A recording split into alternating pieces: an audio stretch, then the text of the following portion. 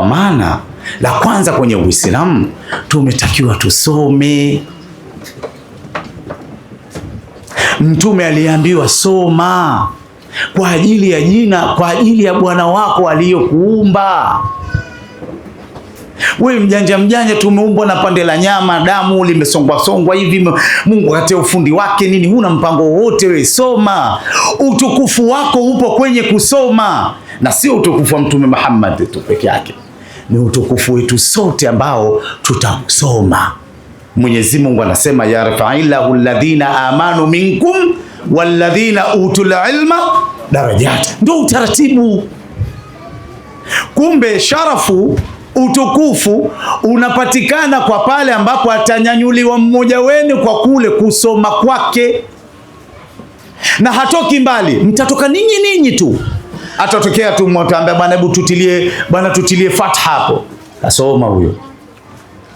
Na hii yote inachagizwa kuonyesha kwamba elimu haibagui, lakini elimu zote haikatazi kuwa mtu kuwa mhandisi, haikatazi mtu kuwa injinia wa meli, haikatazi mtu kuwa rubani, lakini baba wa elimu yote ni Qur'an na Sunna Mtume Muhammad sallallahu alaihi wasallam. Kwa hiyo katika saiko yetu lazima tujue kwamba man salaka tariqa yaltamisu fihi ilma sahala Allahu lahu tariqa ila aljanna. Ndio utaratibu. Sasa yule mwenye kuitafuta njia ambayo anaisaka elimu, Mwenyezi Mungu anamkunjulia njia ya kwenda wapi? Peponi. Ndio utaratibu. Haendi peponi mtu zoba tu. Haendi peponi mtu ambaye hajasoma akajua namna ya kumwabudu Mungu.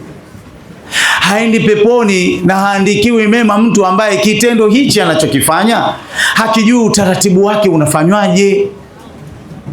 Kwa hiyo jamii inayotuzunguka tunayo haki, wajibu wa kuhakikisha kwamba tunasongesha gurudumu la watoto kuwapeleka shuleni kwanza, madrasa pili. Ili awe kiongozi lazima asome secular, tusibague elimu. Jamani, naeleweka vizuri?